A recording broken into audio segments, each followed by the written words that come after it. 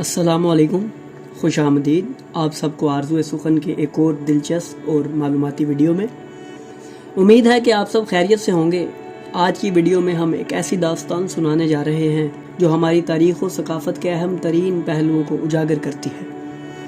ہم جانیں گے کہ کیسے ہمارے اسلاف نے علم، فن اور تمدن کے میدان میں بے مثال کارنامے انجام دیے۔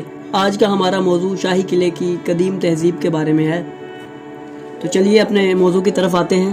تاریخ لاہور ماضی میں گم ہے۔ اس کی ابتدائی تاریخ کے بارے میں صرف روایات اور قیاس آرائیاں ملتی ہیں۔ جغرافیائی لحاظ سے لاہور پنجاب میں ایسی جگہ واقع ہے جو کہ وسط ایشیا سے دہلی اور جنوب کی جانب زمینی راستے پر ہے۔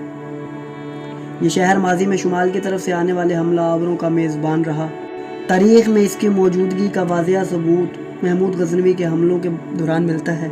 ان کے فوراً بعد ایاز نے جہاں ایک قلعہ تعمیر کروایا تھا، 1959 میں محکمہ آثار قدیمہ نے یہاں جدید خطوط پر کھدائی کروائی، مگر اس سے بھی اس کی تاریخ کا کوئی واضح رخ متعین نہ ہو سکا۔ اگرچہ اس سے موجود علم میں کافی اضافہ ہوتا ہے، تاہم کوئی ٹھوس چیز سامنے نہ آ سکی۔ پرانے لاہور کے شمال میں واقع قلعہ اپنے اندر بے شمار تاریخی واقعات کے راز چھپائے برِ صغیر کے مسلمان حکمرانوں کی عظمت کا خاموش شاہد بنا کھڑا ہے۔ موجودہ قلعہ عظیم مغل بادشاہ اکبر کے دور میں تعمیر ہوا اور بعد میں آنے والے مغل حکمرانوں نے اسی کے اندر اپنی خواہشات کے مطابق اضافے کیے۔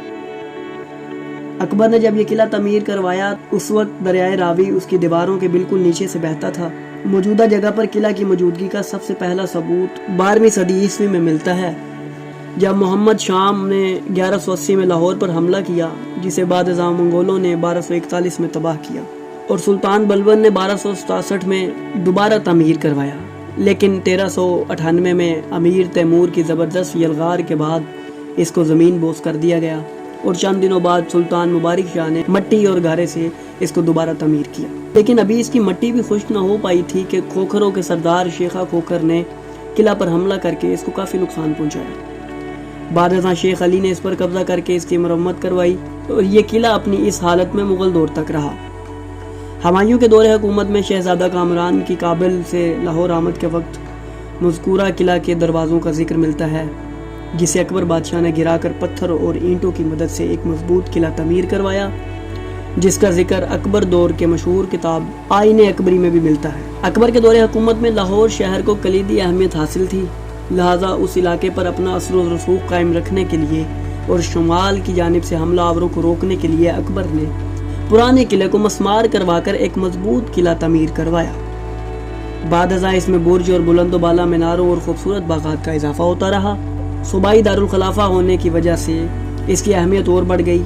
اکبر اور اس کے بعد آنے والے حکمرانوں نے اس قلعے کی تعمیر میں خاص دلچسپی لی، اور تقریباً ہر مغل بادشاہ نے اپنے ذوق کے مطابق اس میں عمارات کا اضافہ کیا، اور مغلیہ سلطنت کے زوال کے بعد جب پنجاب اور لاہور طوائف الملوکی کا شکار ہوئے تو اس وقت میں مشہور سکھ حاکم مہاراجہ رنجیت سنگھ نے اس پر قبضہ کر لیا۔ جب پنجاب اور لاہور طوائف الملوکی کا شکار ہوئے تو اس وقت مشہور سکھ حاکم مہاراجہ رنجیت سنگھ نے اس پر قبضہ کر لیا۔ اس 40 سالہ سکھا شاہی میں قلعہ کو ناقابل تلافی نقصان پہنچا۔ بہت سی تاریخی اہمیت کی عمارت سے سنگ مرمر اکھاڑ کر نئی عمارتوں میں استعمال کیا گیا۔ 1839 میں رنجیت سنگھ کی وفات کے بعد سکھ سلطنت کے وارثوں میں تخت نشینی کے لیے زبردست لڑائیاں ہوئیں، جس کے دوران شاہی قلعہ لاہور کو قابل تلافی نقصان پہنچا، بلکہ سکھ سلطنت میں بھی کمزوری پیدا ہوئی، جس کا فائدہ اٹھاتے ہوئے برطانوی نو آبادیاتی حکمرانوں نے اپنے فوجی برتری کے زور پر 1846 میں لاہور پر قبضہ کر لیا۔ انگریزوں کے دور حکومت میں بھی قلعہ کی قسمت نہ بدلی، اور انہوں نے اپنی ضروریات کے مطابق بہت سی تاریخی عمارات کو فوجی بارکوں میں تبدیل کر دیا۔ 1853 میں انگریزوں نے قلعہ کے مغربی جانب ایک دروازہ تعمیر کروایا، اور وہاں سے ایک پکی سڑک قلعہ کے اندر لے کر گئے، جس کی تعمیر کے لیے بہت سی تاریخی عمارات کو گرانا پڑا۔ شاہی باورچی خانے کو پولیس کا تفتیشی دفتر اور بدنام زمانہ جیل میں تبدیل کر دیا گیا۔ دیوان عام کی جگہ فوجی ہسپتال بنا دیا گیا، جبکہ شاہی حمام کو باورچی خانے کے طور پر استعمال کیا جاتا رہا۔ انگریزوں کے دور میں نہ صرف قلعہ کی تاریخی عمارات کی حیت بدل دی گئی، بلکہ سپاہیوں نے سنگ مرمر کی خوبصورت عمارات میں سے قیمتی پتھر نکال کر فروخت کر دیے۔ برطانوی فوجیوں کے ہاتھوں قلعہ کی تباہی کا یہ عمل تقریباً 100 سال جاری رہا اور آخر کار 1926 کو یہ قلعہ محکمہ آثار قدیمہ کے سپرد کر دیا گیا، جس نے فوری طور پر اس کی عمارات کی بحالی کا کام شروع کر دیا جو اب تک جاری ہے۔ اب آپ کو لیے چلتا ہوں اس قلعے کی مشہور عمارات کی جانب۔ دیوان عام۔ دیوان عام کا شمار شاہی قلعہ کی ایک قدیم ترین عمارات میں ہوتا ہے جسے اکبر نے تعمیر کروایا تھا۔ یہ وہی جگہ ہے جہاں اکبر نے 29 دسمبر 1587 کو جشن نوروز منعقد کروایا تھا۔ مشہور مورخ بدعیونی رقم طراز ہے کہ یہ شاندار عمارات 114 کمروں اور ایوانوں پر مشتمل تھی۔ اس کو ایک مربع پلیٹ فارم 242 فٹ اور 4 انچ پر تعمیر کروایا گیا تھا۔ اس کے اندر سنگ مرمر سے جروکا درشن تعمیر کروایا گیا تھا، جہاں سے بادشاہ عوام کو اپنا دیدار کرواتا تھا، جس کے عقب میں 12 کمروں پر مشتمل ایک بالکونی تھی۔ جروکا کے سامنے ایک مستطیل میدان ہے جس کا رقبہ وسیع ہے۔ وسیع میدان کے 3 اطراف چھوٹے چھوٹے کمرے تھے جن کے اندر آمد و رفت کے لیے راستے تھے۔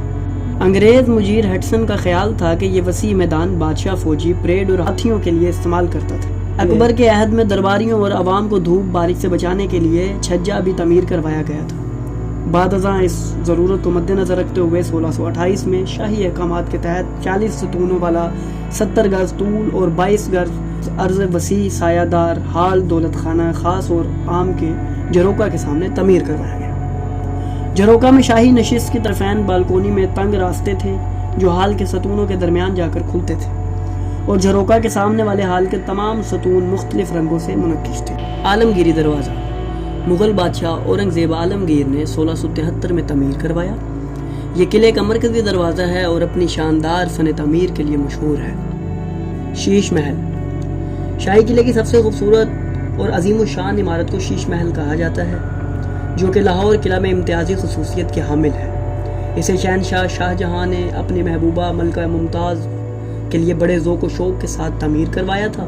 اسے حسن اتفاق کہیے یا ستم ظریفی، ملکہ ممتاز محل کو اس خوبصورت محل کی چھت تلے کبھی ایک رات بھی بسر کرنے کا موقع نہ ملا۔ نولکھا محل احاطہ شیش محل میں مغربی حصے کی طرف ایک چھوٹی سی مستطیل مگر انتہائی نفیس عمارت کھڑی ہے جسے نولکھا محل کہتے ہیں۔ اس کی تعمیر پر 9 لاکھ خرچ ہوئے تھے، اسی مناسبت سے اس کو نولکھا کہا گیا ہے۔ یہ بات ذہن میں رہے کہ اورنگزیب کے دور میں بادشاہی مسجد کی تعمیر پر 3 لاکھ خرچ ہوئے تھے اور چھوٹی سی عمارت پر جو کہ شاہجہاں کے دور میں تعمیر ہوئی 9 لاکھ خرچ ہوئے۔ ہاتھی پیر شیش محل کے باہر مغرب کی جانب چند قدم کے فاصلے پر بڑی بڑی سیڑھیوں پر مشتمل ڈھلوان دار راستہ ہے، جہاں سے شاہی بیگمات ہاتھیوں پر سوار ہو کر زنان خانہ تک پہنچتی تھی۔ اس راستے کو اسی مناسبت سے ہاتھی پیر کہا جاتا ہے۔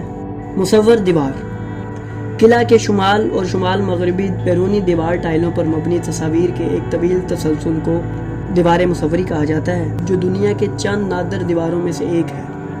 شاہی برج اگر شیش محل کی طرف جائیں تو پہلے شاہ برج کی وسیع عمارت آتی ہے، جس کے بائیں جانب عمارت کے کھنڈرات دیکھے جا سکتے ہیں جو لودھی دور سے تعلق رکھتے ہیں، اور دائیں جانب ایک خستہ حال کنواں، ایک ہندو مندر اور اس کے عقب میں ایک چھوٹی سی مسجد کے کھنڈرات نظر آتے ہیں۔ شاہی برج میں داخلے کے لیے ایک بڑا منقش محرابی دروازہ ہے جس کے اندر رنگا رنگ نقش کاری کی گئی ہے۔ سکھ دور میں یہ عمارت لوٹ مار کا شکار ہوئی اور سکھوں نے اس عمارت کی خوبصورت مرمری جالیوں کو اکھاڑ کر اس کی جگہ اینٹوں کو چن دیا۔ دیوان خاص بادشاہ دیوان خاص میں عام عوام کو اپنا دیدار کرواتا اور ان سے عرضیاں وصول کرتا تھا۔ اسی طرح دیوان خاص شہنشاہ کی آمد کے وقت امراء اور سرکاری اہلکاروں سے ملاقات اور حاضری کے لیے استعمال کیا جاتا تھا۔